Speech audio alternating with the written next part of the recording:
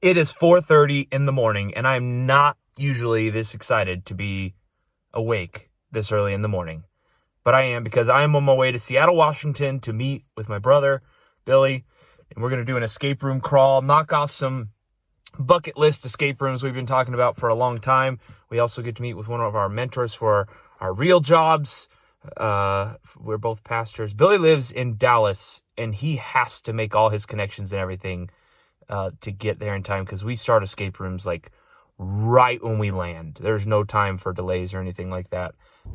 It's early Monday morning, arriving at DFW Airport.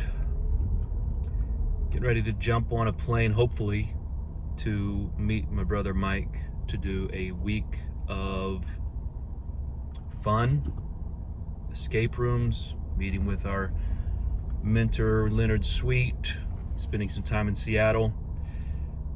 Step one, though, is dodging thunderstorms to get out of DFW. I actually live in Gillette, Wyoming, and literally 20 minutes from now, I will be at the gate at our airport. When I say the gate, I mean the gate. We only have one gate. Security takes zero time. I live 5 to 10 minutes from the airport. Hop on the airplane.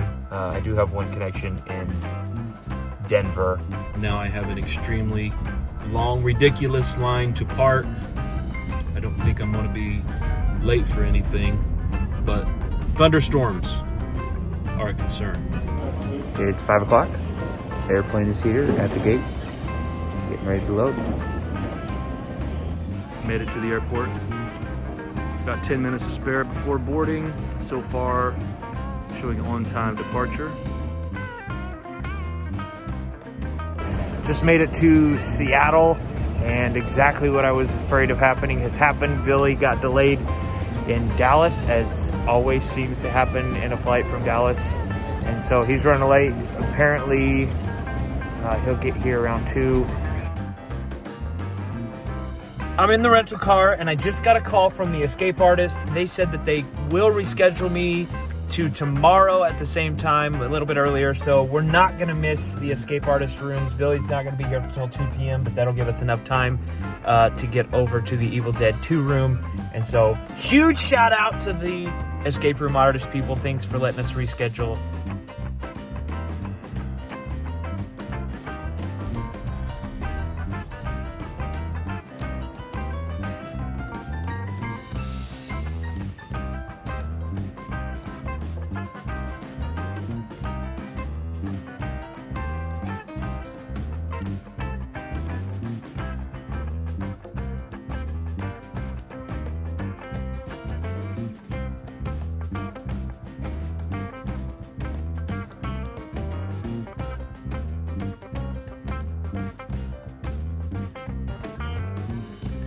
We stayed in a Holiday Inn Express last night, so rooms, here we come, ready for them.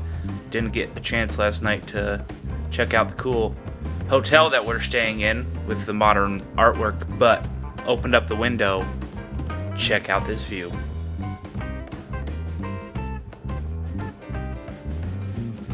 Seattle skyline. I mean roof. So we're sitting at the Urban Coffee Lounge Kirkland, Washington. in Kirkland. That's where we are. Never heard of it. Kirkland, Washington. Isn't Kirkland like the name of a porcelain set? No, it's a store. It's what Costco names all of their brands. That's what it is. Yeah. Costco might be big here. We're going to do a review of our first room that we did yesterday. Had a blast with Evil Dead 2.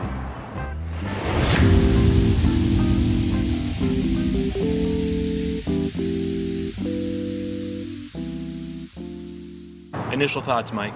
I think as far as just immersion goes, I don't know if I've ever done a better, more immersive room. It was fun. It was funny. The design was awesome. I think it was the best voice acting I've ever seen in a room. Yeah.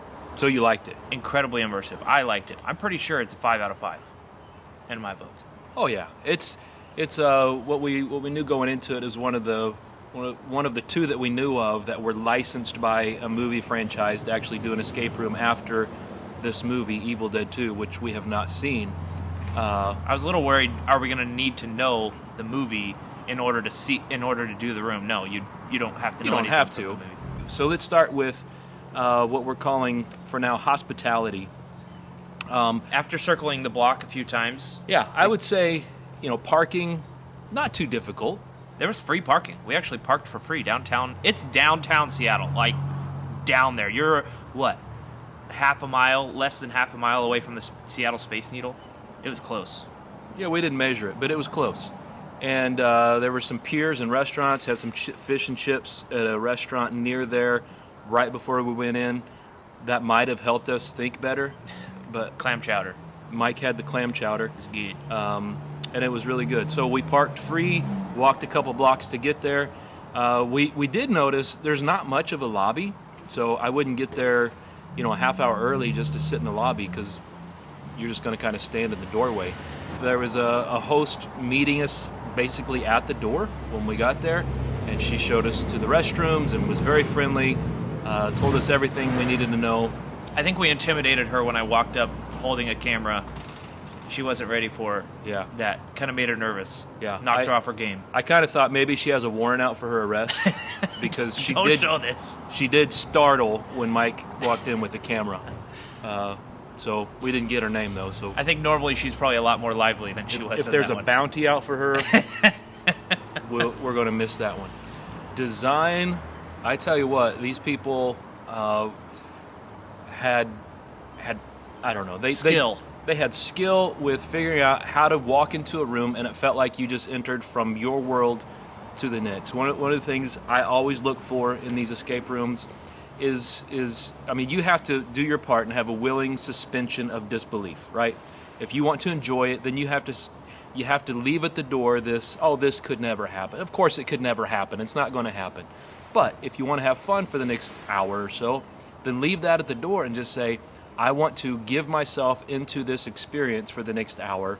So does the room, does the person talking about the room, does that make it easy for you to suspend your disbelief and walk into an alternate universe? Allow yourself to be fully immersed. Yeah. And I think that it made it very easy. Once you stepped into that door, it felt like we're in a different world. So there's different voiceovers and videos and things that you'll see throughout the room. They were the best I've ever seen. Yeah, evidently they actually had professional actors from some movies and TV shows that we had heard of and had seen that they had gotten to do some of the voice acting and video acting in some of the elements there. Very well done, very impressive, and just added to a lot of the enjoyment there. And the puzzles themselves and the locks were just part of the room. Like there were elements of that room that I just felt like there's nothing else that this element could possibly offer us. And then all of a sudden it turns into something else. It's a lot of surprises. Like usually you can walk into a room and you can guess what's going to happen. What door's going to open, what wall's going to move, what picture's going to do whatever. This room, well hidden, very well done. Yeah. I thought they had great use of more tactile elements that you could interact with, and then they had, 3, 4, 5 video screens that somehow interacted with you as well at key moments of the story. We disagreed on one thing, I know. They start you out with a toolkit with things like flashlights and a couple of items that you're going to need later on, and they just kind of say, here are all the tools you have, and they give you a little kit. Mike kind of liked that. I think it'd be better if you discovered those things along the way, like you need to discover this tool for the next element. So I would like to lead into that a little bit more. But so that's kind of a linearity conversation. Linearity, good word. So thank you. So the idea is I'm going to discover an item right before I need to use it so that things stay in line. Whereas I kind of like, you get all these things and you got to kind of guess how in the future are we going to use these cards or these different, I don't want to give them away, but these different items, how are we going to use them in the future? And I think it's fun to have to remember back to, kit. remember in the kit there was this thing. There was this thing that we haven't used yet. That'll help us. Yeah. And so I kind of think that was fun. That's just kind of a personal preference thing. I've never seen such an elaborate kit. I've been in rooms where they'll give you 2 or 3 items, but never so much of a kit in a room. Yeah, a lot of elements to begin with. So one of my recommendations to you is really pay attention to what is being said, because they're going to give you clues towards the puzzles. And so it's not just the videos and the audio things that are actually playing into the storyline, are actually playing into the puzzles a little more than normal. It's not like if you miss a word you're screwed, but yeah, and there was always something to do next. There was you had something you had to figure out. It's annoying to have a room where you're like, I don't know what to do next. We've done everything we can see, and then you have to discover, something, behind a bookshelf or something. This was not like that. You always had something you could be working on, something that was fairly obvious. Like, I don't know what that means yet, but there's something obvious here that keeps you going, and it kind of reduces the need to ask for hints. There was a clue on every item what puzzle it should interact with in some way. Now, sometimes the clues are obscured cleverly, but it was very, if you paid attention, it was very obvious which item you should connect to which lock and which puzzle. Yeah. Loved the room. There were very few things. Mike and I talked about, things that annoy us, things that we would have done differently. Very little of that in this room. It was just, everything was very well done. We would highly recommend this room. Any other thoughts you would throw in? There were no mistakes. There weren't, like, everything worked well. Everything worked well. It was very smooth. We never had to think, this isn't working right. As far as entertainment value goes, so that would be the last section, just crazy fun. Like, laughing moments, scary moments, immersive all the way through. Just a lot of fun. They give you 70 minutes to do this room. Yeah. We used 60-something. Yeah, of the minutes. I don't know the exact time. So 2 people, I think, could do this room if you're familiar with escape rooms. Yeah, she said we had 10 minutes left. But 4 people would be very enjoyable, and would keep 4 people kind of occupied the whole time as well. So, yeah, I would say it's at least a 4 to 6 person room, unless you've done a ton of rooms, and 2 people could tackle it. It's possible for experienced players to tackle with 2 people. Yeah, good stuff. Evil Dead 2. Recommend it. Go 5 out of 5. What would you give it out of 5? 5. Yeah, it's got to be. I can't imagine it not being a 5. No, I've done too many 3s not to give this one a 5. That's right. Let's talk about Vanishing Act.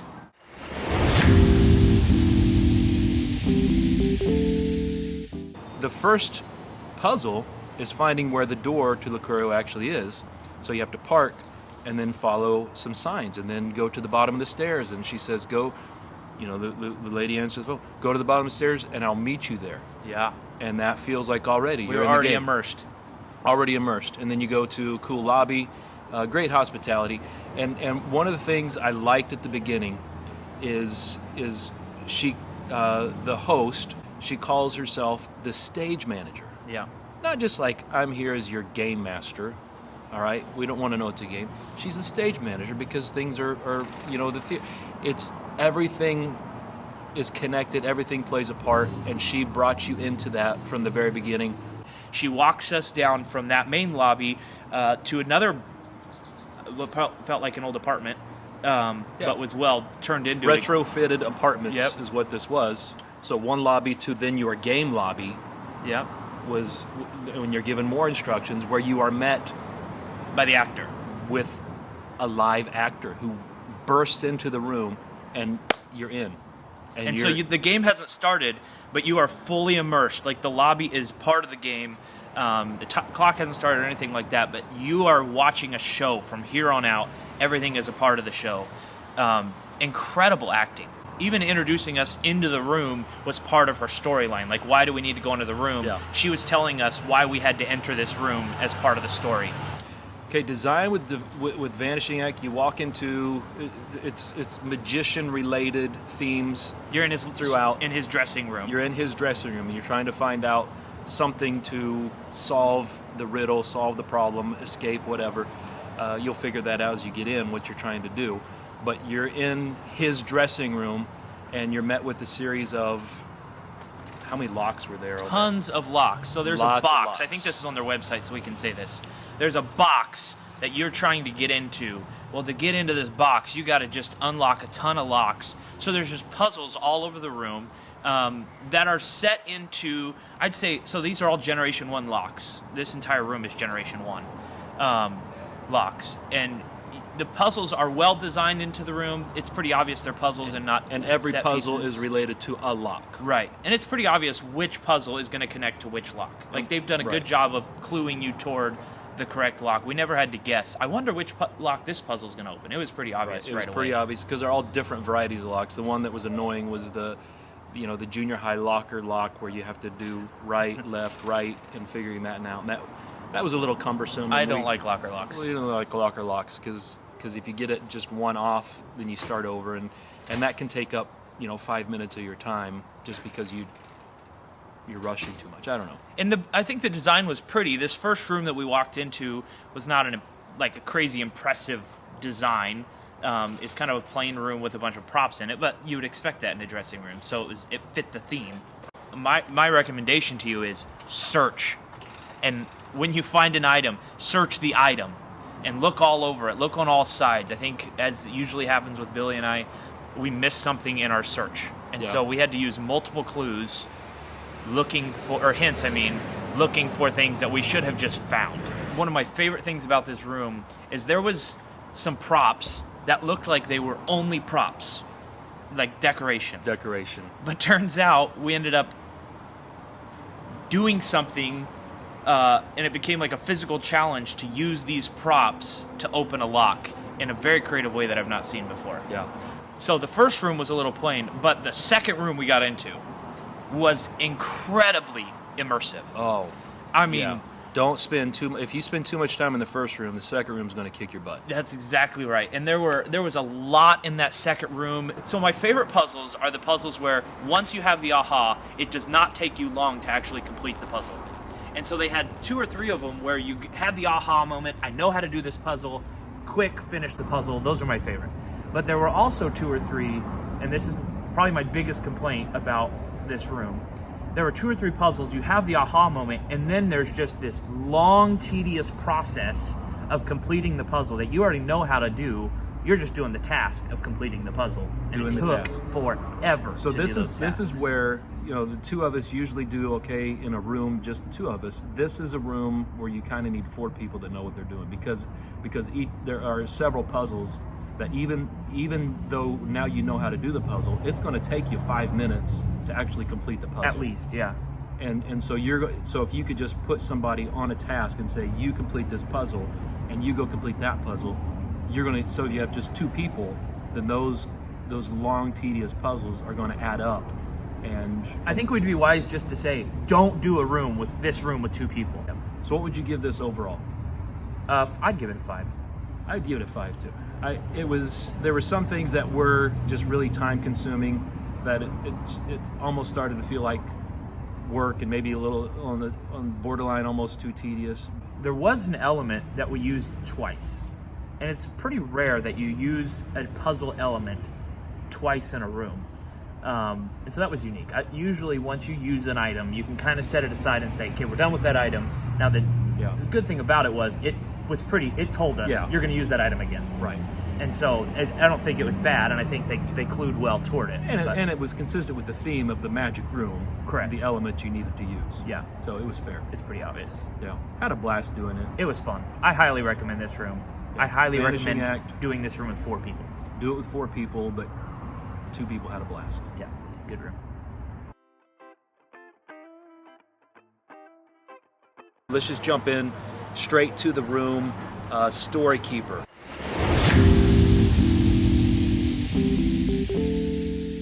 Design was incredible. I would say this one, you walk into that first room in Locurio. Now, this one did not have a separate lobby. The Vanishing Act one had a separate lobby for the room. This one, you actually walk into the first room of the escape room, and the timer doesn't start right away. You kind of get an acting scene, great acting that happens ahead of time, and she kind of gives some instructions within her acting.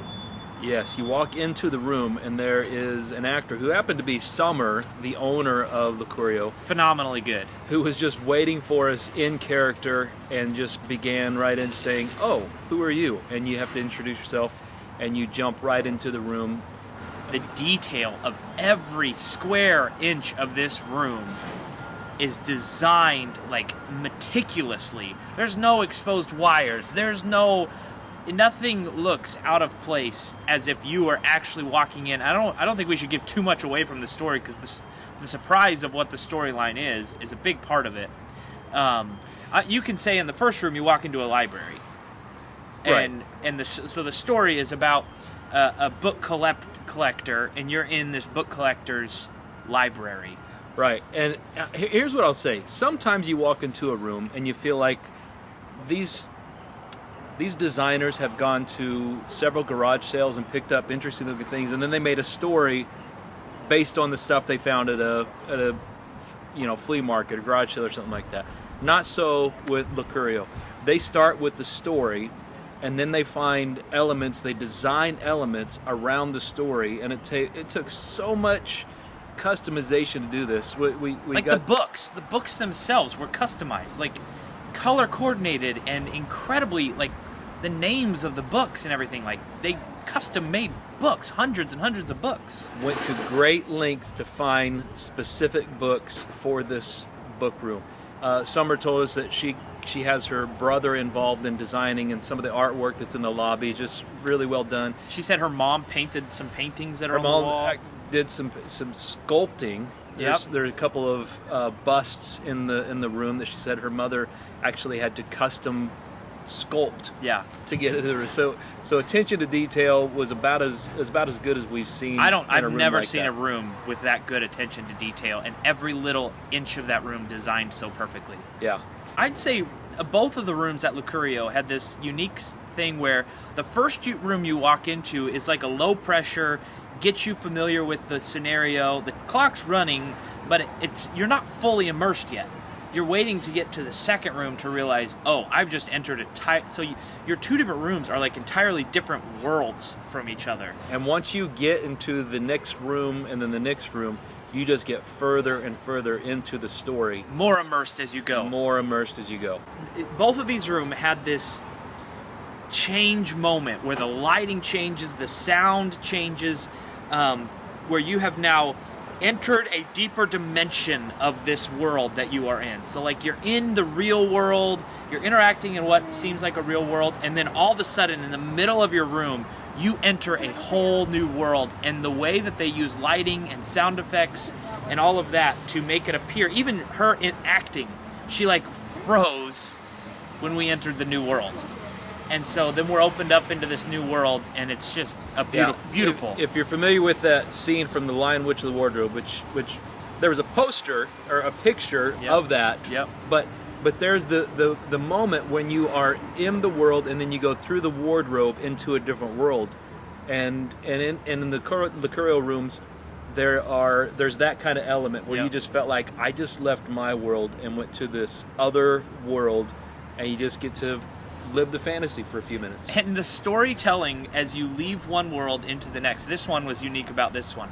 There is a mechanism that is telling you a story as you're going from one world to the next, and you're actually hearing this story, and you wanted to kind of slow down in that moment. And I never want to slow down in an escape room. I'm competitive. I'm like, get the puzzles done, beat it, solve. It was so immersive that it made me want to slow down and enjoy the moment for a second, and that never happens to me. So just an incredible storytelling. This is another one that takes, they give you about 70 minutes, give or take, because I don't know when the timer actually starts, and you have to uncover a couple of puzzles to get to the place where you actually see the countdown mechanism start, and then you carry that with you through the rest of the room. The puzzles were so well engineered that they felt more like set designs. They felt more immersive than a normal puzzle. And so just the interaction with the puzzles themselves was a lot of fun. I don't know how touching this is doing that, but it's working. Yeah. They also had a physical challenge in this one. that took some maneuvering. I don't want to say too much. That was a lot of fun. I like physical challenges in an escape room. I don't want a whole room of physical challenges, but there was one physical challenge that was a lot of fun. Just kind of escape the monotony of brain teaser type puzzles and enter an actual physical challenge puzzle. Yeah. Again, recommend 4 people to do this. 2, we had a blast. Yeah. But 2, it was difficult, and we were the 70 minutes went by just in the blink, it felt like, because we were so busy so much of the time. And I think because there's so much detail in the room, the temptation is to kind of gloss over some of the detail and expect that it's only design. But every detail, you need to pay attention to it. Like, we just totally overlooked some things. We're like, there's no way they went to that much thought. Again, wanted to go slow. You don't have time to go slow. Yeah. But just to enjoy all the elements. So then when you get to the last room, you just think, what more can they do? And there was one moment in that last room where we both literally jumped. Yeah. Because there was not super scary. I mean, it's not kind like of horror scary. Not like horror scary, just like you're in a fairy tale and something you don't expect to be there is there, and you're just like, is that real? And it's just a cool moment. They've thought of a lot of stuff in that room. And we haven't talked about just how huge that room is. Big room. Huge space. I kept thinking, there's no way this can just keep going. But she said it took them 14 months to design this room and to set it up. And somebody puts that much time, effort, and love into a room like that just so you could have 70 minutes of enjoyment, you just have to appreciate it. Yep. And the one thing that I think this room had over the last room we played at Locurio was it didn't have those long, tedious puzzles that the Magic Room had. This Some one very had a couple time-consuming puzzles, but it wasn't. It's just slow, tedious. Like, why am I still having to do this? They kind of eliminated that. And this is their newer room, and I think that's probably one of the things they figured out when they were designing this newer room. Yeah. So what would you give this overall rating? What would you do this? Definitely 5 out of 5. Absolutely 5 out of 5. No question, 5 out of 5. Yeah, I don't have very much critique that I would say do this or that differently. I just enjoyed every minute in that room. I think we should say something about her clue giving. Just about how, number one, generous they are with their clue giving. They want you to have fun. They're not there just to try to challenge you and get you to fail. Yeah, you don't want a room that the designers act like they're a gatekeeper. Like, nah, we don't want everybody to succeed this room. Because I don't know that it's a badge of honor to say only 20% finish this room or 40% finish this room. It's like, who cares? Was it difficult? Was it challenging? Did it keep you engaged the whole time? That's the measure of a great room, not only 40% finish the room. Yeah, and I think that introduces us into the entertainment thing. Just like I could tell. There's so many rooms I do, and I'm like, what was the story? Like, who were those characters? No, you knew the story. You knew this. You were fully immersed in the story. I knew everything that was happening. I was not confused about any of the storyline. It was a simple enough storyline that you can get it on the side while you're doing your puzzles, and the puzzles are actually telling you the story. Yeah. In all of her rooms, you don't expect what you're going to get. They throw it at you at a moment you're like, I thought I had seen all the cool stuff in this room, and now boom, all of a sudden we're in a whole new world. Just one example of attention to detail. There are a couple of places where you have to get down on your hands and knees and look really low at something. Yeah. Well, they put a sponge mat that's just blended into the design of the room because they know you're going to have to be on your knees for a few minutes in this area. So here's something that's going to be easy on your knees. They care about your knees. They're going to put some sponge on there. How great is that for detail? That was awesome. Yeah, I think these guys just are brilliant. And the reason why we chose Seattle is because there's so many incredible rooms here. And when you talk to escape room enthusiasts, Locurio is one of those places that they're like, you just have to go there. It's unique. Like, unique. I've never been in a room like Locurio. It breaks some of the rules. Not in a bad way, but it's a totally unique experience to most escape rooms I've ever done. Yeah. Fun. 5 out of 5. Highly recommend. Locurio. Storykeeper. Definitely Storykeeper. This is my favorite of the 2 rooms. Both rooms were 5 out of 5. Yeah. Storykeeper was the best one. Yeah. Step above. Yep. So we're going to finish up here. We're actually at our second coffee shop of the day. Third coffee of the day because we had some at Holiday Inn Express, preparing ourselves for the next escape rooms. I'm really excited about the escape artist. This is one I've heard a lot about as well. Talked to a lot of people in the escape room enthusiasts Facebook group about the escape artist. Very excited.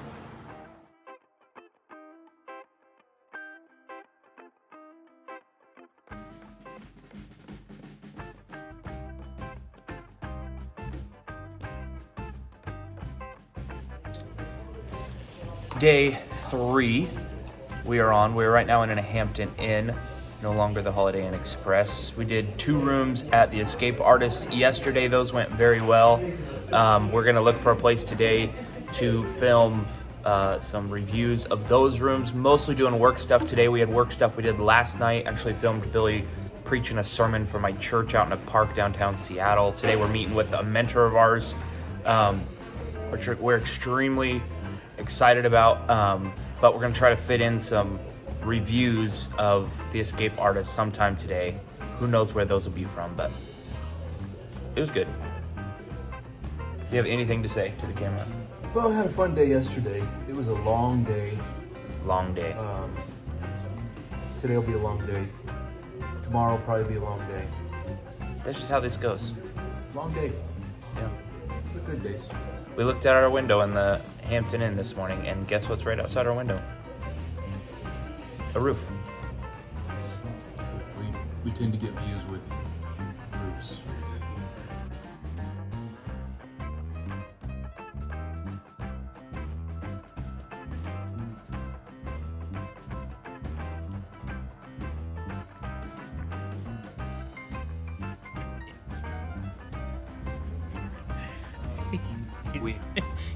We have to eat or drink once in a while to keep our masks off.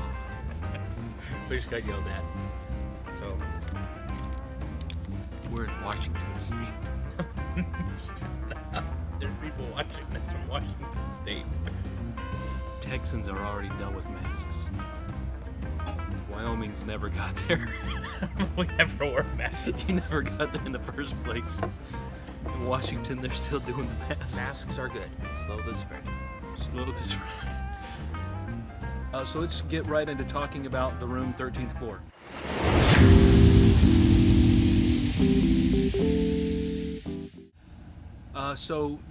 It's really hard, but we appreciated the effort she put into like welcoming you, and then she has to just step into character. Even though the hosts, when you get into character, it might feel silly. That's okay. That's part of the experience. Jump into it.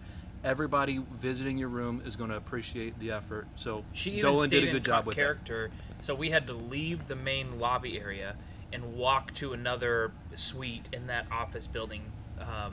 And on the way down the hallway, she was still in character, walking backward to the hallway and talking to us as she's leading us to the room. So good job on that one, Dolan. Yep, and then we arrive in another lobby type thing. Not quite as extravagant, but a place for photographs and things like that in this lobby. And this is where she actually gave us the story of the 13th floor. You're riding an elevator up to the 13th floor. While you're on the elevator, there's an earthquake. An earthquake. So this was what we found out, that this was the first full motion room ever in an escape room. So, and it was our first time being in a full motion It was room. a real earth. The earth was quaking in our room. Yeah, and the elevator, and it's a very real experience, and it makes it very difficult to interact with the things in the elevator. But that added to the challenge a little bit, and that was fun. Extremely immersive. The room shaking as you're trying to solve puzzles. It's going to shake all the way through you solving the puzzles. Very, very well done. Good design of the elevator. You felt like you were in an elevator. Yeah. Everything down to the handbars. Right. Of So the room and everything. some cool puzzles in the elevators. We won't give anything away there, but yeah, just half a dozen or so different puzzles in the first elevator room, and then you got to get out of the elevator to get into the other room. So one more thing on the design elements of...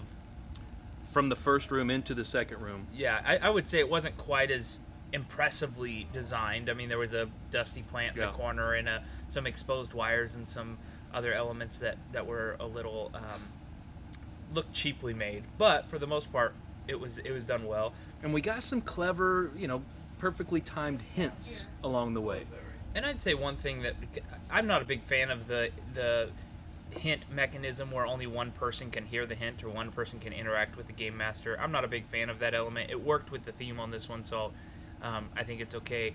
But one thing that I've noticed in the way she was giving hints is I don't think she could see us very well, because she kept giving me hints about things that we had already finished.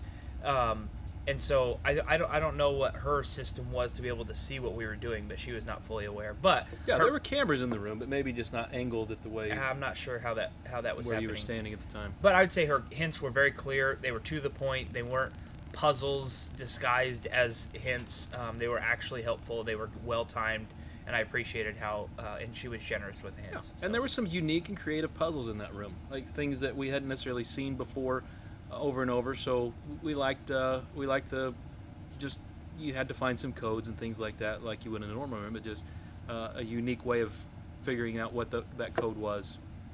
And yet, I will say in that room that you had to find things around the room to Look figure well. out. Yeah, so look well, and that's all. That's like 9 out of 10 times when we get stuck, it's usually because we've missed something in the room that it's on the floor or it's leaning up against the wall. There's a sticker on the ceiling. There's something hidden on the wall. Looking. Something. Just look around. Yeah. Don't stop looking while you're doing the room. Just keep looking throughout. Just the keep room. looking. Yeah. So finishing up on the 13th floor.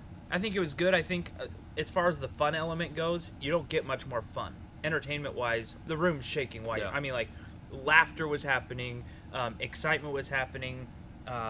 Whether it was immersive or not, it was, but it was just a fun.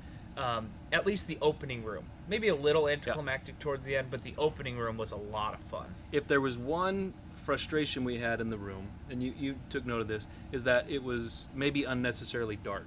It was so dark. So they give you flashlights, but you have to like hold the flashlight, and you keep wanting to put the flashlight like in your mouth so you can use both of your hands to do something. Well, you don't do that, especially during COVID, and I don't do that anyway.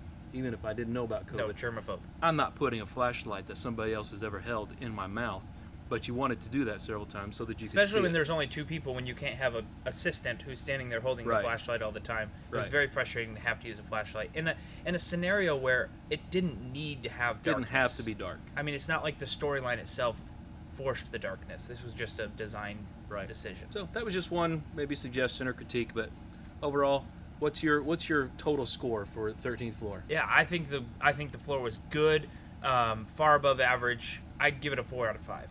Definite 4 plus. Yeah, good. Strong there. 4. To take one last. I'm not actually drinking. I'm just pretending so I can keep my mask off. All right, so then after that one, we went to a nice little dinner down the street. We will recommend the lunch in between. Seattle Fish Company. Seattle Fish Company had a great plate of fish and chips over there. It's about a block away from the Escape Artist, so that was a good lunch. Yep. And we came back and did Spellstruck.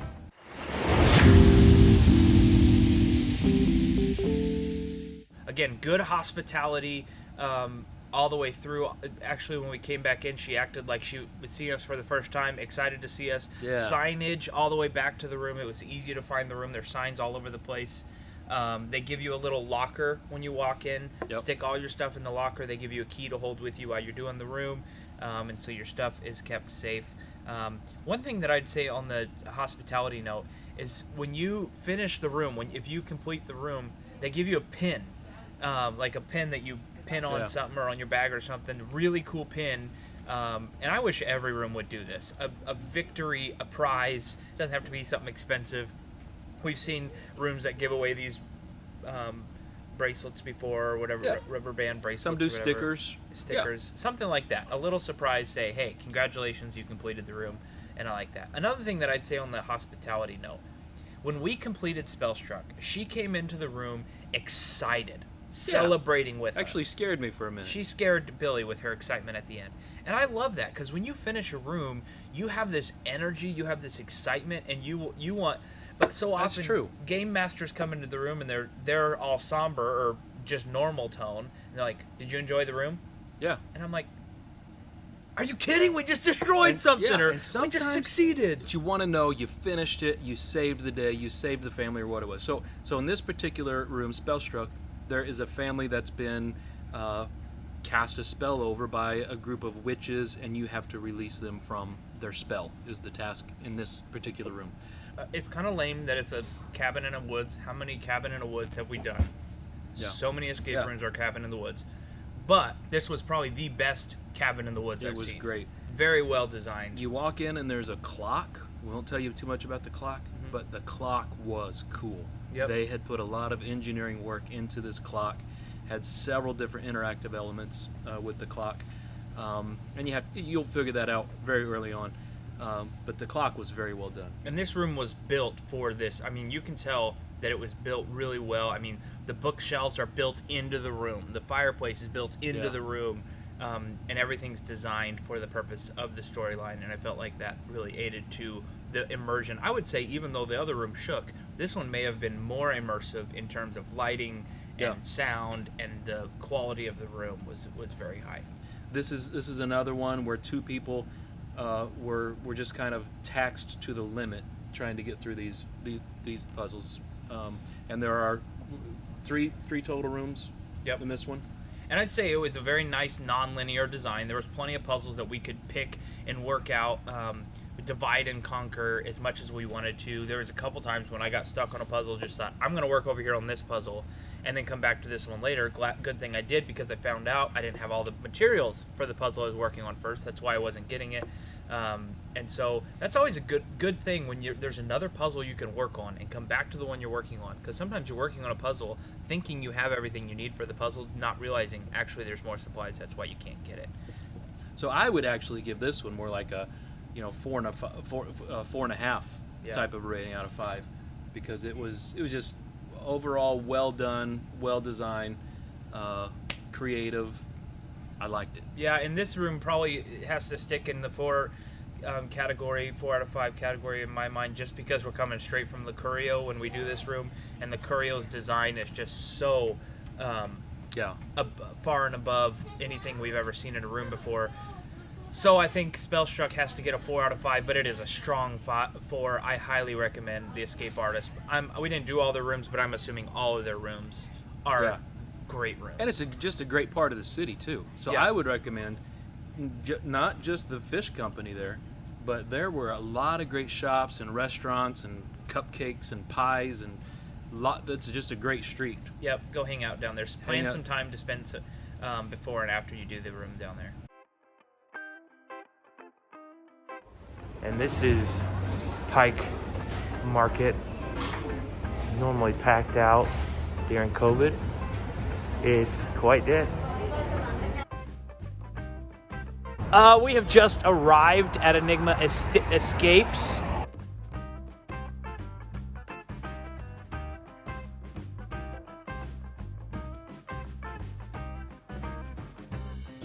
Welcome to your first day at Paradox Labs.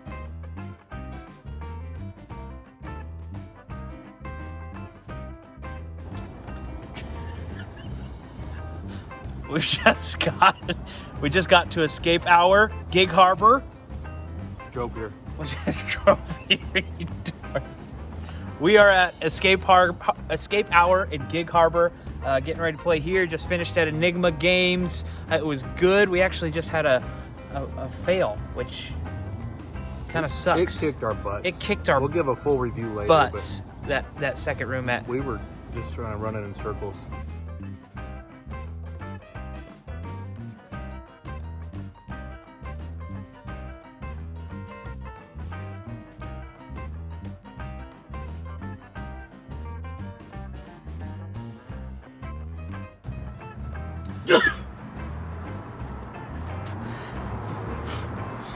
All right, last day in Seattle. We're flying out soon. Yesterday we did 4 rooms, Enigma Escapes and Escape Hour in Gig Harbor. Very good time yesterday. Had a blast. Right now we're at Huckleberry Square. Huckleberry Square. It's a diner near the airport. They have about 12 tents out front that you can eat in your own little tent. Ingenuitive. So we're in a tent. Survive the pandemic by building tents in your parking lot. Yeah, ingenious. Yep. It's American way. Good job, guys. We didn't know if it'd be good or not, so Billy grabbed these hard-boiled eggs from the hotel lobby. Yeah. Okay, so let's talk about reviewing these rooms, we've gone back and forth on the reviews we're giving of these rooms so far on this trip, because I've only, up to this point, before this trip, I'd only ever given 2 5-star ratings. Yeah. And already on this trip, we've given 3. They were good, man. 5 out of 5s. And it's just, Seattle is impressing us because we're having a hard time. We're about to give some more 5s, and that's just not something we do that often. It and just so feels we're excited. wrong. Maybe we could give 5s and then give some high 5s There we go. to distinguish the good 5s from the really good 5s. Yeah, okay. All right, I'm in. Just think about it. Do we have to give each other a high five on the video when we do that? Probably not. No.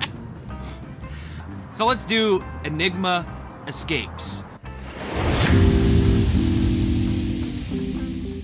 Enigma's in Tacoma. Tacoma, and I would say Seattle's incredible. Tacoma, little ugly. You wouldn't go to Tacoma and say, that's a cool city. No, but you would say that about Seattle, so just spend your time in Seattle and go over to Enigma for an escape room. It was good. We did 2 rooms there, The Cure and Sorcerer's Rescue. Both were good rooms. We enjoyed our time there. I wouldn't say their rooms are to the design standards of the Locurio that we just went to across town. That was just... And actually, we showed up to Enigma just thinking we were going to do 1 room, but Right. but we just sort of got there really early, and we were going to walk around Tacoma downtown, and then we got there and was like, don't really need to do that, Yep. because we drove around the block a couple times. And so we called and said, can you get our room started early, or maybe you have a different room? And they were so accommodating. They were on it. They just said, well, let me check. We have a room you can do here in 5 minutes. And they gave us a discount because it's a second room for the same day. And just insider tip, always ask if they'll give a discount if you do more rooms in one day than just one. So the parking was cheap and easy right in front of the building. They welcomed us at the door. You call when you get there. They let you in. They walk you down to their lobby. Their lobby looks great. Good signage. Lobby was large. Big lobby. Yeah. I love a big lobby where you have space to get instructions and that kind of thing. And hospitality was good. So you go into the lobby and they play a video for you that introduces the room you're about to go into. Yeah. So they have an actor that says, "Here's what you're getting ready to do," and the actor, it was fine. It was basic acting. They used the same video to introduce the story, teach how to use the locks, Yeah. and give rules. Like all in the same video with the same actor. They did it in a clever way with poems and riddles in their words and things like that. You had to kind of read between the lines and listen really carefully because the rules and all that stuff were not really clear unless you understand their poem. They used creative language, but Yeah, the poem. One tip for escape rooms. Maybe just have all the locks there, and a lot of people do just have the locks there. And then the people coming in say, look at these locks. Are there any you don't know how to use? Yeah. And then explain that one. yeah. But they see more people struggle with the locks, so maybe they just know more than we Let's do. walk them through it. Oh, that's fine. They did that. They let us into the room. They have the actor. So as soon as the video starts, the actor, I think, who is also the game master, Yeah. enters in full excited mode, acting costume. in costume. It was great. Takes you to the room, puts you into the setting, and I love how they did not. They got all the questions done before this moment, so that once you've heard the story, it is immediately immersed into the room, and you don't have cool story, then. Okay, you have any questions? Boring time, and Yeah. then the room. It That was flowed kind of right cool into it because Very they say cool go idea. turn that way, watch the video. And when you're turning that way, watching the video, the actor comes in behind you. Come on, let's go. We got a And problem they're to screaming, solve. run, run, run, run. You get in the room. We've Yeah. already got the questions out of the way. You run into the room. They shut the door, and it's on. It's on. Yep. Donkey Kong. Yep. For the first room that we did, The Cure, it was a very bare room for the most part. A couple posters on Kind the of wall. sterile. Sterile room. Lots of Generation 1 locks around the room. But at the same time, I felt like their clues were very well-designed clues. I'm not a big Generation 1 clue fan because it's usually just like, line this number up with this number, and that give you the first number of the lock. And whereas Generation 2 clues tend to be more creative in design, so that reflects on a room that has a lot of Generation 1 locks. But it was very, very well done. We enjoyed The Cure a lot. Yeah, I would say if if 5s are the best that rooms get, and the 4 is just like oh wow, that was a great room. This is an average room. Yeah. So if average is 3, it's a 3. It's in the 3s. It's a 3, but it's a good 3, a strong 3. We're not saying that to be down on it. It just didn't have the bells and whistles and the decorations and the immersiveness that a lot of the 4s and 5s There's not the level have. of detail that some of the 4s and 5s we've done has. Yeah. All right, let's talk about Sorcerer's Rescue.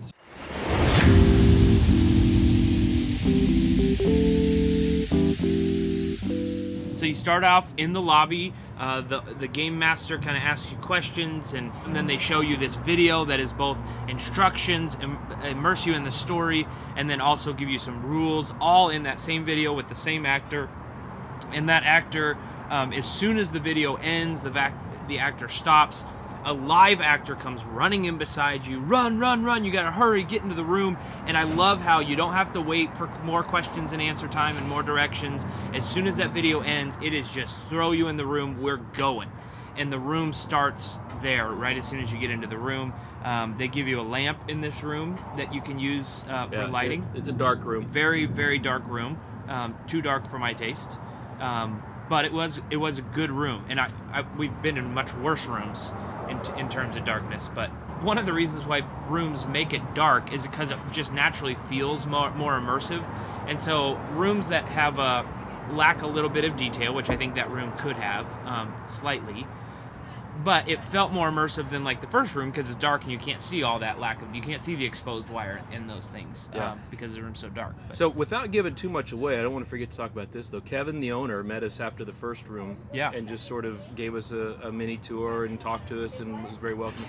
And then after the second room, we'll jump back into the description of it, but he said when it's not during COVID, here are the elements that we usually include. That's true. That's a great point. Which includes live actors in the room in a couple of different places, and we'd be like, oh wow. So that, I think, like the first room, he said generally there's someone in there with you that they don't do during COVID. It's a small room to start with, and we're like, oh man, that would have been a really cool element. So they have some great ideas that COVID has not evidently allowed them to use the full extent of this room.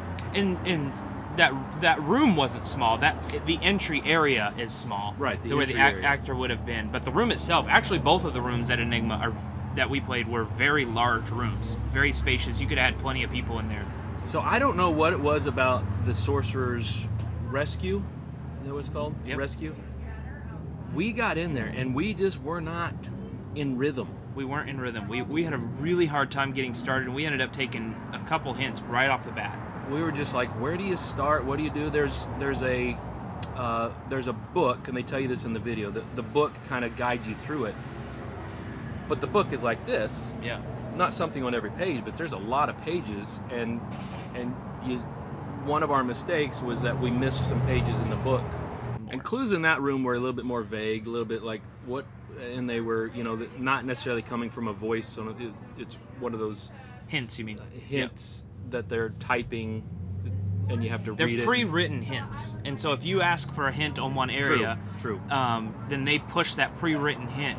I never like that, and the primary reason I don't like that is because we had finished the part that most of the hint talked about, and we were actually stuck on a later part of the puzzle. Well, the pre-written hint talks about how to get past the first part of the puzzle. And so, and you also get this thing where they use coded language and poems and metaphors in their hints, and so you've got to do a puzzle to understand the hint that is then going to help you on a puzzle, and it just adds a puzzle, whereas a hint is what you call for, hey, we're stuck, we need help, not another puzzle. And so I'm not a big fan of pre-written hints that are worded cleverly instead of just help me out here. Yeah. So as we get into Sorcerer's Room, we started to get a little momentum at some points, and then we would get stuck, and I think lighting led to some of our confusion because there were some colors that weren't clear, that, oh, that's a different color than that, but you couldn't see it unless you hold like your lantern right up to it and you're studying that piece of it. So masks hurt us multiple times in this room. As far as glasses were fogging up a lot for some reason, in addition to there was another sensing type thing that you had to do that doing with a mask was near impossible, and we got stuck on that one for a long time. And so if it weren't for the mask, this room would have been a lot better, because you would have had the live actors who could then help you in the room. I would also say that they had a video in this room that was full-on CGI, good acting video, that was a step above the video that we saw in the lobby. Yeah. That was really good. And so I'm not sure why they didn't do, maybe it's just a money thing, but they didn't do all their videos that way. But they did have a video in there that was extremely well done. Yeah, another room that 4 people would have probably had a better time than 2 people. Yep. Because it's a very non-linear room. You could have just spread out and everybody work on a different puzzle. Yeah. But and some of the puzzles require 2 people at a time. So we were forced to work together on a couple puzzles that required 2 hands. If we could have divided and conquered a little bit better, we would have got through a little bit better. So one of the things we said as we finished up this room was just like, this room kicked our butts. It kicked our butts. And it just kind of felt, it was one of the few times that, we didn't finish something. It's our first like full-blown fail. Like, we never even finished the room. They had to come in and help us finish the room. It comes in and says, man, you are almost there. You do this thing and that thing and you're there. Yeah. Like, well, just add 10 minutes to our time then, buddy. And I think we've gone over time before, but it's been close enough that the game master has allowed us to go over a minute or 2. This one, I think we were going to go more like 10 minutes over. What would you give Sorcerer's Rescue? Well, we didn't talk about entertainment value at all yet. And I would say that is one thing that pushes it good in the right direction to me. Is it was a fun theme. You're in a fairy world, and you're never bored. I've not been in a fairy world, and the storyline itself was a lot of fun. And so I felt like it was original in its storyline, and so I feel like it's worth mentioning. It's in a dark world, but not dark to be scary. It's in a dark world just because it's a fairy world. Kind of like the underworld. Yeah. And I'm not sure why they made it so dark, because you could have a fairy world that's light, but they chose dark. I guess it fits the storyline a little bit, but it could have been a little brighter. But good theme. So as far as rating goes, I think I'd give Sorcerer's Rescue. It's right between a 3 and a 4, but I think I'd bump it up to a 4 just because of the immersiveness was good, the storyline was good, and I don't want to give it a 3 just because we failed and I'm bitter. No, yeah, you are bitter, but I would say maybe not quite a 5, but this was a solid 4 for me.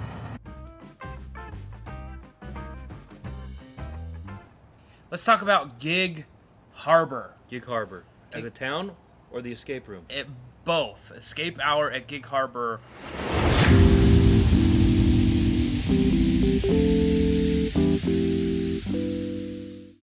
I highly recommend going early to Gig Harbor or staying late, get lunch, get dinner, get a drink or get a coffee or something, spend some time in Gig Harbor.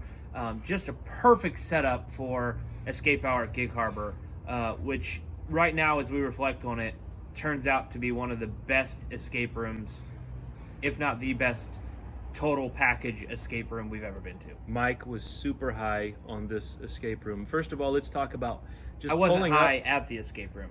No, you were high on it. Yeah. About it.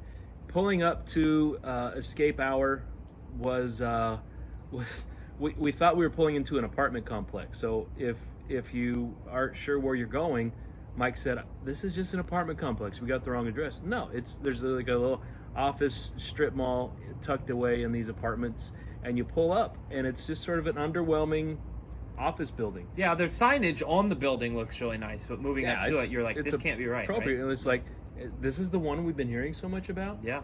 And we were met at the door as we pulled in. Yeah. There was somebody watching for us. He was ready for us. And he stuck his head out the door and asked, who we were. So I rolled down my window. Yeah. Like, we're the Wilsons, here to do escape things. And he called us in. And he spoke into the collar, Secret Service style. Spoke, Eagle has landed. I don't think he said that. Pretty sure. I'm a good lip reader. So you walk into the lobby, and you made a comment that felt like it reminded you of Disney World. Just that level of anticipation and hospitality. Yeah, you're entering the scene even going into the lobby. Now you've got the queues, you've got the countertops, you've got all that stuff. They got that at Disney World too. And I just felt like it was incredibly well done with all the design from the very beginning. Okay. Well, it's been a while since I've been to Disney World, so I'll take your word for it. But we get some explanatory instructions to go into the Mayan Ruins room of what you're there to do. Now, I will say this room didn't necessarily have the level of acting or role playing from the host. Okay with that. It's fun when they have it. It wasn't boring, and it wasn't a dry explanation of And what she you're gave about you to the do. story about what you're about to do. But it was somebody that just in plain clothes saying, "Here's what you're about to do," and so that was, it didn't bother me at all. Yeah, no, I thought I don't think it takes away from the room. They set up the story just fine, clarified if you need to go to the restroom, do it, described the locks, gave the rules, take you into the room, not a bunch of extra stuff. Let's jump in and enjoy this room. So we get into the Mayan room, and you walk into this room, and the walls are hand carved. Yeah, walls. it's incredible. It's really well done. The detail of it, you feel like you are in a cave. Indiana Jones. There are not sheetrock walls in this room. Yeah. Somebody has put plaster up and hand carved these walls. Everything. And it's not, he's not just saying like, yeah, they've got some cool foam walls. No, it's like the pieces in the walls are interactive. There's clues in the walls that are stuck in the walls and removable and interchangeable, and you interact with it. Just phenomenally well designed room, and everything meticulously designed just to lead you into this story that is a very clear storyline, easy storyline to follow, and a lot of fun. Yeah, and kind of an immersive storyline. It's more than just an immersive room. They TM'd more than an escape room. TM. So don't steal it. Don't steal They more than an TM'd it. escape room. So we get into and so the lighting is very dim, not dark, but appropriately very dim, because it feels like you're having to find your way around by torchlight or something like that.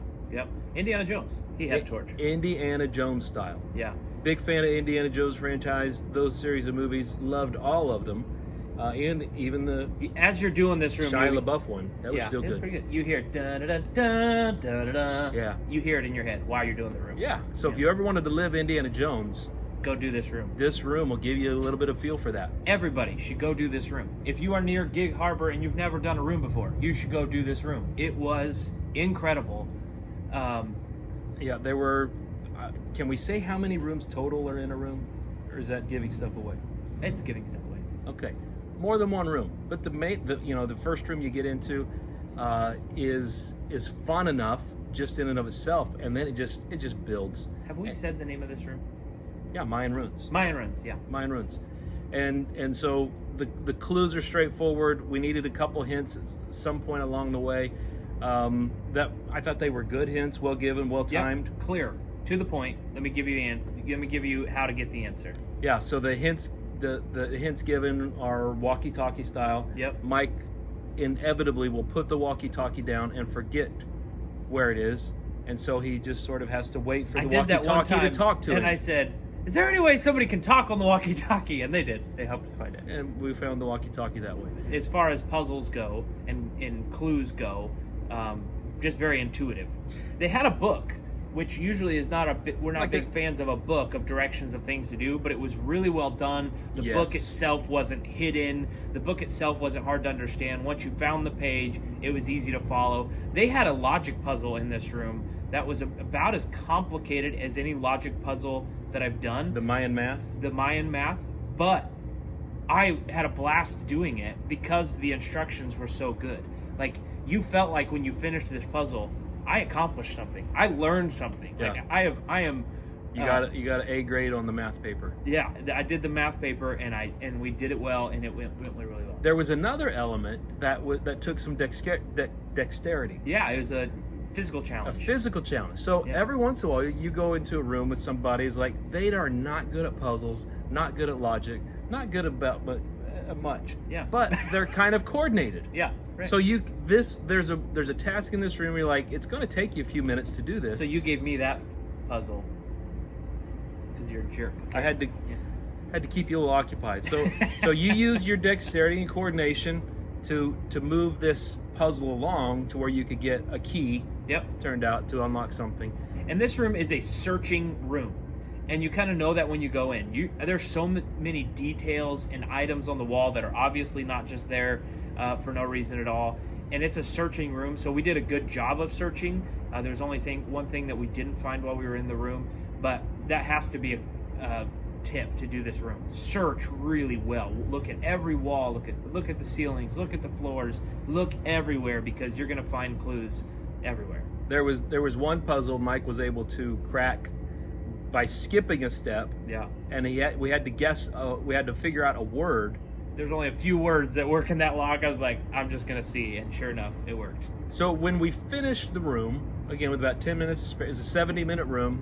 We did it in about 60 or so.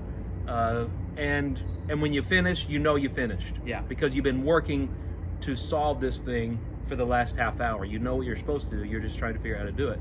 And then when it happens, it's a big reveal. I think you know what happened. I think we have to compliment that. We have to talk about how fun it is when you are working toward a finish line and you reach the finish line. Most rooms, you don't know what the finish line is. You're just working blindly forward, and it drives me crazy that you finish it and it's like, is that it? Is that it? Did we do it?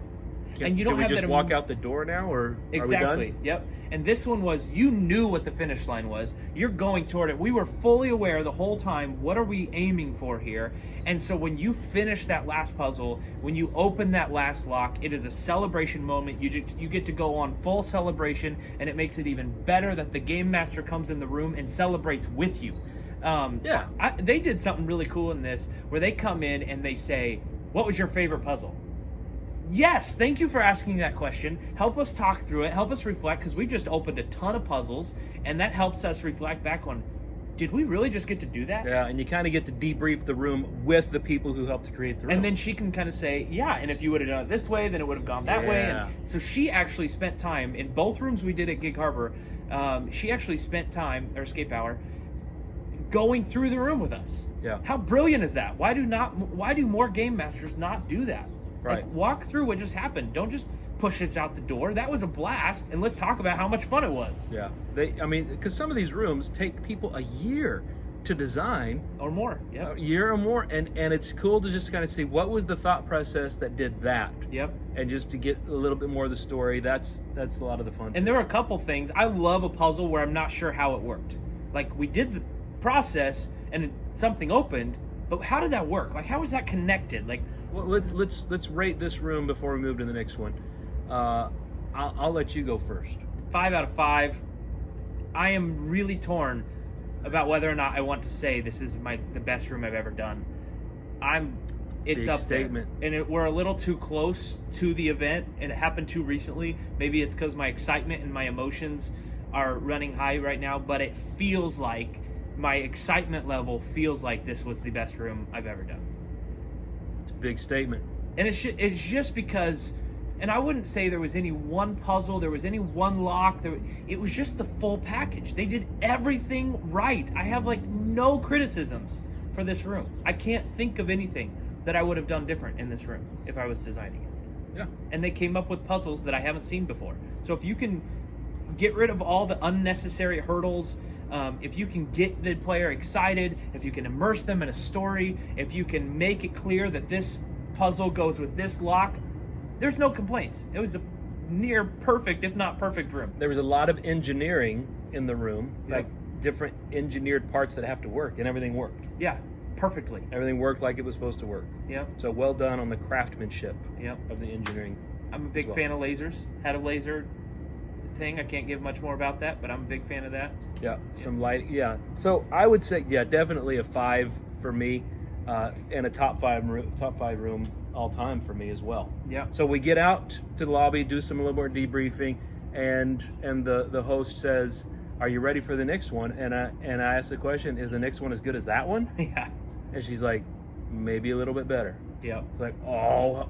So if he just said maybe the best room ever, and then she's saying, well, get ready because you're about to go maybe to one better. And as far as reviews and recommendations, reputation, that room, the room that we did next, probably is more popular. I've had more people recommend the cabin, which is the next room, to me than I've had the Mayan Ruins recommended to me. But Gig Harbor all the way around is good, and everybody knows it.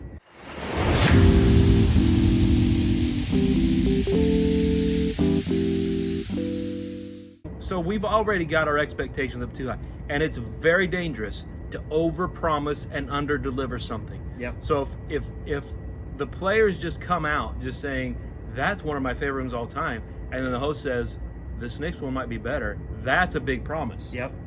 Did it deliver? It delivered. It was a great room. I'm not gonna say it was better than Mayan Ruins. No, you didn't. Mayan Ruins was better in my opinion, but we'll get to that. So we leave the Mayan Ruins lobby, go out to, and they say sit in your car until we have the cabin ready. There was a team that played it right before us. We go out to our car, and then they invite us into the cabin lobby. Again, great presentation by the game master. Probably a little more immersive of storytelling for the cabin. And so we leave the cabin lobby and go into the cabin hallway, and it's pitch black. Lights are out. You can barely see her at all. So we're standing in this dark hallway. My assumption is that what they're doing in this dark hallway is they're having your eyes adjust to the darkness, because you're about to walk into a very dark room. I don't want to give too much away about the cabin because it is a surprise room, but it is scary. Literally scary. Here's what I will say, overall experience in the cabin. There are a few movies you've seen in the course of your life. And I was thinking about this, I was trying to go to sleep last night. I haven't felt what I felt in the cabin very many times in my life. Where you are Pure fear. where you're just like, I know I'm not going to die, but man, am I jumpy. Yep. Like I remember watching Sixth Sense when it first came out, and just like looking around me as I'm watching the movies, like I know nothing's in the room, but man, am I on edge. I just need to look. Yep. And I can't tell you how many times in this cabin room where I just had to look behind me. Yep. Because I just felt, and I know there's just two girls in the building with us that are pulling the strings and doing all this stuff, but I was unsettled the entire time. I've done all kinds of horror rooms. Is that what they call them? Sure. All kinds of scary rooms. I've never been scared like this in a room. Terrifying room. A lot of scary rooms have like one jump scene and something startles you and you jump a little bit. Yeah. This happened every few minutes. or more. It was constant. It was literally, and it wasn't overly gross as a room. It wasn't gory. It wasn't necessarily gory. A little bit. Yeah. But it was flat out spooky. Spooky. Yeah. And like, the storyline is spooky in and of itself. She was telling the storyline, I was getting chills just while she's telling us the storyline. And I'll tell you what, when the game master is giving the clues, not to give away too much, it is a spooky hint. It's good. The voice is spooky. Everything, and you're like, the way she talks to you, and she, it's interactive, and it's, there's some hints that are given like on a screen. This is not the one. You're like talking to this person the whole time. And it is just weird. I love that mechanic, by the way. You don't got to carry a walkie-talkie around. You don't got to deal with some kind of iPad or a screen on the wall or something. You just talk to the person in the nothingness. They talk back to you. That is by far the best way to give clues. I mean, we used like all 70 minutes of this, and I will tell you this. The entire 70 minutes, your blood and your heart is racing. Your blood is just rushing. It felt like it went by like that. It really did. It was a lot of fun, and you're doing this mixture between scared and laughter like the whole time. Like yes. So we're doing all these puzzles. Billy is holding a flashlight, and so you kind of have to have two people because I'm doing a puzzle that takes both hands. He's got the flashlight. He's pointing it at. It's a flashlight room. You're gonna need a flashlight the entire time. Yeah. And which we normally don't like. Yeah, but it fits the theme. But this one kind of fit. Yeah. And so Billy has the flashlight. He's pointing it at the puzzle, but he keeps getting scared, so he's turning around with the flashlight. I'm like, I'm trying to do the puzzle. Point the flashlight at the puzzle. He's getting so scared. It was saving your back. Thank you. Appreciate it. There was a lot more Generation 1 locks in this room, which generally Generation 1 lock clues and puzzles are not my favorite because it's less interactive, less immersive, because it's just like, put these numbers in order and then enter them in the lock. Whereas a Generation 2 lock is more, it actually will interact with the story, interact with the room more. But the Generation 2 locks that were in the room were a lot of fun and creative and original, I would say. There was the second area that we got into had a Generation 2 lock that I've just not seen before. It was really cool how the puzzle itself was freaky, like just scary doing the puzzle, interacting with these pieces in the second space. We had some just bad moments in this room where I felt like just because we were on edge, we just overlooked some simple things. It made it harder because you thought you were going to die. We couldn't focus because we're quite sure we're about to die, and so something that we normally would have caught onto or recognized, you just can't. It's harder to focus when you're getting terrified. Okay, if you think about it, there's a common element in horror movies where people just make the stupidest decision. Like the commercial that always just say, let's hide behind the chainsaws. Why don't we just get in the running car? Right. It's like, well, when you're that unsettled, your thought process may go faster, but it's not like better. Yeah. So we missed a couple things like, oh yeah, that's there. We forgot because you're just so startled the whole time. So in terms of just overall feel, immersion, I don't know that I have been more immersed. So if I was just rating that total immersion, purely entertained, this room was more immersive. So true to whatever their TM is out on the door, they lived up to it. More than an escape room. More immersive than any other room I have ever done. Yeah, you're not thinking about anything else going on in the world other than getting out of this room. Really well done overall. And so we finished like with 2 minutes to spare on this one. Yeah, it was close. We really close. Got a couple of timely clues to help us get to that point. Again, 2 people. We had fun with 2 people. Yep. I wouldn't say we needed 4 people for this room. Right. Yeah. 2 people. It's a good room for 2 people. Yeah. It would have been plenty for 4 people to do. Yep. Or 8 people. Yeah. If you're into that, but because it was non-linear. Many of the puzzles, somebody else could have been working on something while we were working on a puzzle, but that would have meant that we would have missed out on those puzzles. Right. And so the reason why I would say it's 2 is because all the puzzles are so good that I want to be able to see every one of them, and having 4 people would have meant they were getting one done when I would have been able to participate. Good point. Good point.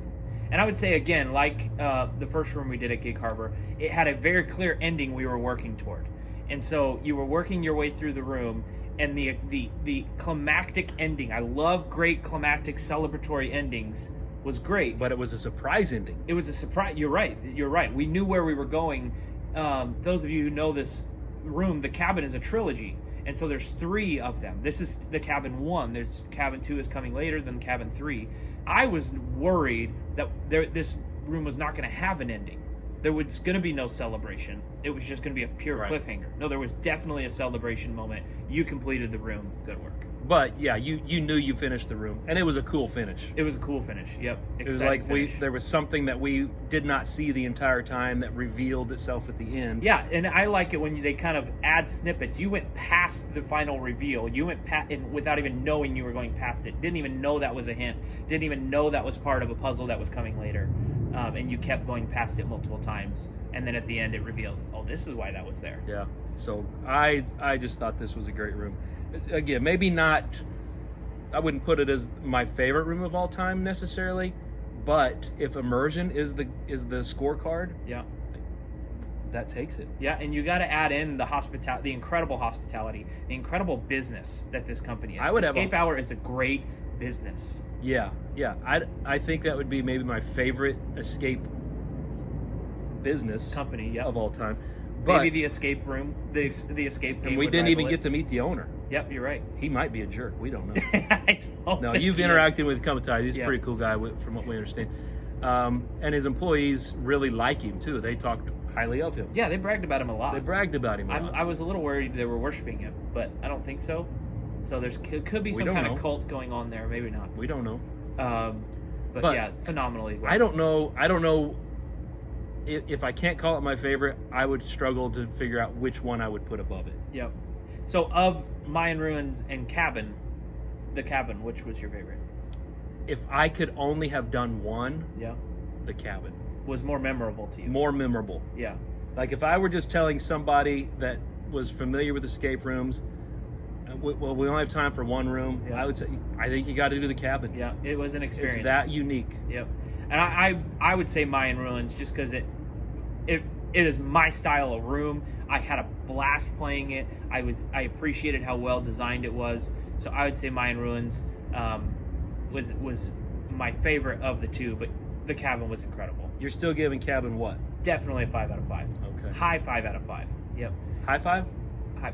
We're not giving high fives. Oh. The biggest complaint I have, the only complaint really I have with the cabin, is the number of Generation 1 locks. And usually when you have that many Generation 1 locks, the clues given to them are a little simplistic and not really connected to the theme. And there was one good flashlight and one bad flashlight. Right. I always get the bad flashlight. Yes, he did get them. They even gave you they even secretly snuck in a third one. gave a third one to and it didn't replace work as well as mine. It was like, why does mine? Because he always finds the flashlight first, so he goes, "This is the good one. Here's that." Again, selfish partners. No, we got one flashlight in one room, another flashlight in another room. But you kept the good one. Yeah, you're right. I did. Okay. Final thoughts on Escape Hour. You just have to go. Like, if you are an escape room enthusiast, you have to go to Escape Hour. And I hear their new room in Austin, Texas, is even better than these. That's what the owner has said. Yeah. And I don't know if that's true or not. I have a hard time believing it beats Mayan Ruins, but we'll see. But you just have to check out Escape Hour if you're an escape room enthusiast. We've done some of the best rooms in the country, and this is up there. This is up there. Yeah. Yeah, highly recommend it. And this was our 8th room this trip.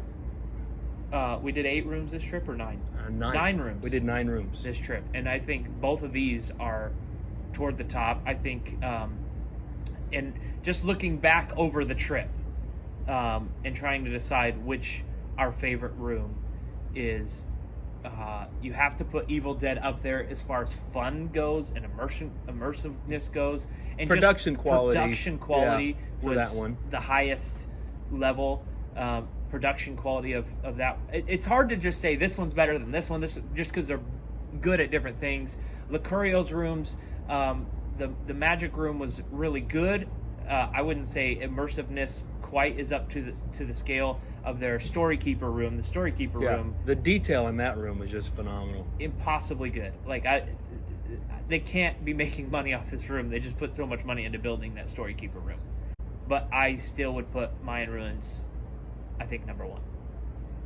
I just think, as I look back on the week, the one room that will stand out from the 9 rooms for me is going to be the cabin. Yep. Because it was just so unsettling, and you get to escape reality, for 70 minutes, and that's part of the fun. Yep. I think something also has to be said about the moving room at Escape Artists. Their, I would say, budget and their production quality is not as high as far as the whole room goes, but the moving room thing is quite awesome and worth a note. That more rooms need to do the moving room thing, and props to Escape. Yeah, it was really well done, moving room. Artist for pulling that off. Yeah, it was a good job. So we plan on doing another one of these trips coming up. We're right now scheduling potentially a trip for Nashville. August. Hopefully that works out, to do an August escape room crawl. And so we'll post reviews of a lot of rooms in Nashville. The big headline in Nashville is the escape room, or the escape game, which we've done most of their games already, but they have some that are only in Nashville. And so we've got to get to those. And so be watching for those. If you've got some recommendations for Nashville, we'd like to hear those. Places we should walk around, even external to escape rooms. Just like, hey, check out that part of the city. Check out that restaurant. Check out that coffee. We love coffee shops. Yep. Recommendations. Yeah. Recommendations welcome. So if you want to interact with us, we have a Facebook page, Escape Roomology. We also have an Instagram and Twitter. But escaperoomology.net is the blog. If you will go and subscribe to that blog, we'll send regular updates about posts and reviews that we're putting there. And then our YouTube channel, Escape Roomology. Go check us out. Like and subscribe to this video. Would be extremely helpful to us, and stay updated on the rooms that we try. And we're gonna hit some great rooms. We've got a bucket list created of rooms, and we're gonna start pounding these out. Pound them out. We got like 50 years left to do this. That's right. It's a lot of rooms. Yep. We're gonna have to get part-time jobs to finance it, though. Yep. Like and subscribe. Thank you.